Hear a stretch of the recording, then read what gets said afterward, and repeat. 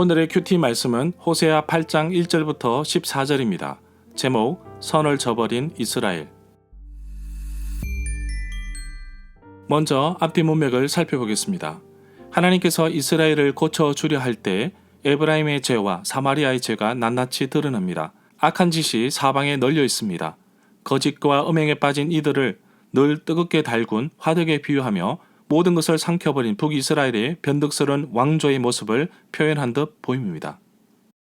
에브라임의 모습은 뒤집지 않은 전병과 같아서 아무런 쓸모없는 빵과 같다고 표현합니다. 이스라엘이 교만하여 여호와를 찾지도 아니하고 돌아오지도 않는데 어리석은 비둘기처럼 깨달음도 없다고 표현합니다. 이스라엘이 저지른 죄로 인하여 심판이 다가왔는데 나팔을 불어 경고하라고 합니다. 이스라엘을 치러 온 적군이 마치 독수리처럼 백성을 덮칠 것이라고 합니다. 이러한 이유는 백성들이 여호와의 언약을 어겼고 배반하여 떠났기 때문입니다. 이스라엘이 따랐던 송아지 우상도 대장장이가 만들었고 하나님이 아니니 결국 산산조각 날 것이라고 합니다. 지은 죄를 회개하고 여호와께 돌아가야 하는데 어리석은 이스라엘의 계획은 마치 바람을 심으려고 하는 것 같다며 어리석은 행동임을 말하고 있습니다. 마치 들나귀처럼 아수르에게 도움을 받고자 달려가는 모습을 예로 들면서 이스라엘이 얼마나 어리석으며 창조주를 잊고 살아가는지를 말해주고 있습니다. 이스라엘이 죄를 씻으려고 할 때마다 그 죄가 드러나게 될 것입니다. 문단을 나눠보겠습니다. 1절부터 3절은 선을 저버린 이스라엘, 4절부터 6절은 선을 저버린 구체적인 예, 우상숭배, 7절부터 10절은 구체적인 예, 외세와의 동맹, 11절부터 14절은 구체적인 예, 죄의 타락. 1절에 보면 나팔은 전쟁에 나갈 때도 불지만 적군들이 쳐들어올 때도 경계병들이 붑니다.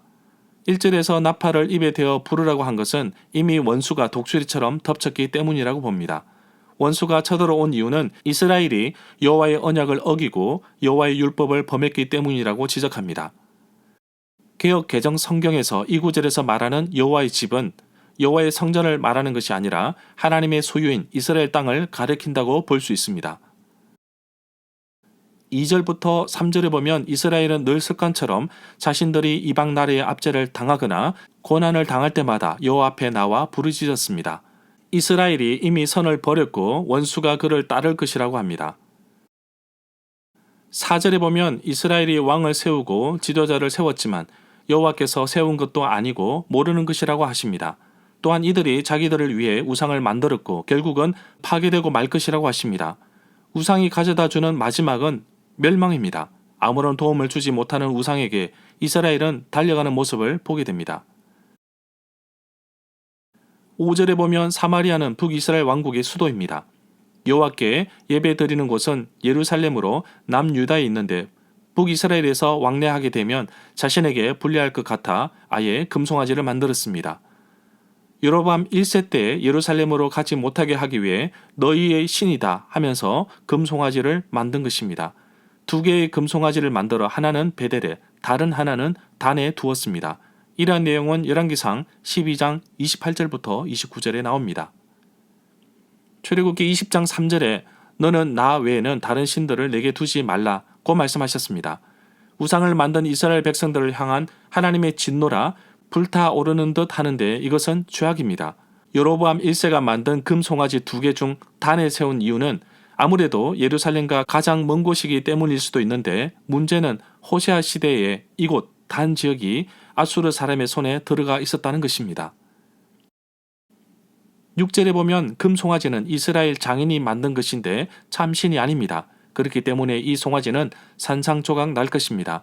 우상 숭배의 결과를 보여주고 있습니다. 그 끝은 파괴, 파멸입니다. 7절부터 8절에 보면 하나님을 떠나 그들이 노력하여 얻고자 하였으나 결국 얻는 것은 없습니다. 혹시 열매를 맺을지라도 이방 사람이 빼앗아 버릴 것이라고 합니다. 이스라엘은 이미 삼켜졌다고 하는데 이미 심판이 이르렀고 여러 외세의 틈새 속에서 별로 쓰임을 받지 않고 버림을 당할 그릇에 비유하고 있습니다. 9절에 보면 이스라엘이 들나귀처럼 아수르로 갔고 에브라임이 값을 주고 사랑하는 자들을 얻었다고 합니다. 들나귀는 히브리어로 에브라임과 발음이 비슷합니다. 이 구절에 나오는 들나귀를 페레라고 읽는데 야생 당나귀를 의미합니다. 개역 개정 성경에서는 들나귀로 번역되었습니다. 이 들나귀는 광야에서 산다고 합니다. 10절부터 11절에 보면 이스라엘이 여러 나라에게 값을 주었을지라도 이제 여호와께서 모으시겠다고 하십니다. 에브라임은 죄를 위하여 제단을 많이 만들었는데 그 제단으로 인해 이스라엘은 하나님을 더 멀리하게 되고 우상 숭배의 늪으로 빠지게 됩니다. 제단은 본래 죄를 속하기 위해 만들어 둔 것인데 사람들이 제사로 순종을 대신할 수 있다고 생각하면서 사정은 반대로 되어 옛 범죄에 새 범죄를 더하게 됩니다. 12절에 보면 율법을 만든 목적은 이스라엘을 올가매기 위해 만든 것이 아니라 하나님의 자녀로 택한 백성으로 거룩한 삶을 위해 최소한의 구분을 위해 만든 가드라인으로 볼 수 있습니다. 이스라엘 백성을 향한 율법을 그들은 이상한 것으로 여겼습니다. 13절에 보면 이스라엘 백성이 제사로 고기를 여호와께 드릴지라도 그것을 받지 않으시고 기뻐하지 않으신다고 하십니다. 이제 이스라엘의 죄악을 기억하사 벌을 내리시고 다시금 애굽으로 보내 고통의 세월을 보내게 하실 만큼 삐뚤어진 이스라엘 백성의 모습을 잘 표현하고 있습니다. 이미 이스라엘은 이방 신들을 숭배하고 우상에게 제사하는 것에 익숙해져 오히려 율법이 귀찮고 때로는 낯설기도 하였을 것입니다. 여호와 하나님은 이스라엘 백성을 향하여 나아가지만 이스라엘 백성들은 자기를 위하여 우상을 향해 가고 있습니다. 제사는 특히 저녁 식사가 백성에게 중요했다는 사실을 알려주고 있습니다. 14절에 보면 이스라엘 백성이 잊어버린 단 한 가지는 이 백성을 애굽에서 이끌어내신 여호와 하나님을 잊어버렸다는 것입니다.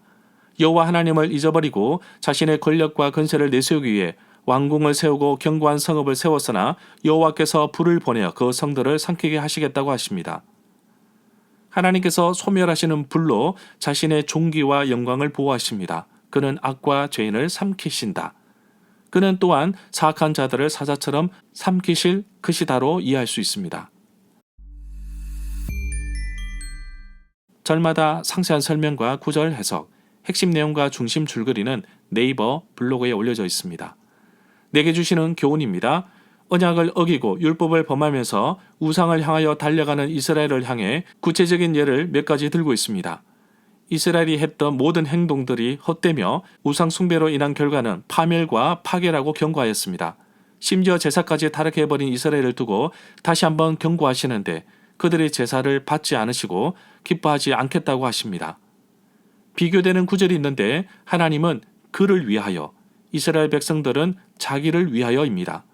하나님의 초점은 언제나 이스라엘을 향하고 있지만 이스라엘은 하나님보다 자기 자신을 향하고 있으며 또한 그 만족감을 위해 우상을 찾고 있는 안타까운 모습을 보게 됩니다. 이스라엘이 그토록 찾았던 금송아지는 참신이 아니라고 하십니다. 참신은 나를 지으시고 누구보다도 나를 너무나도 잘 아시는 나의 아버지 하나님이십니다. 그분이 오늘 나의 삶을 이끌도록 주님께 나의 삶을 의지하며 살아가는 하루가 되기를 간절히 소망합니다.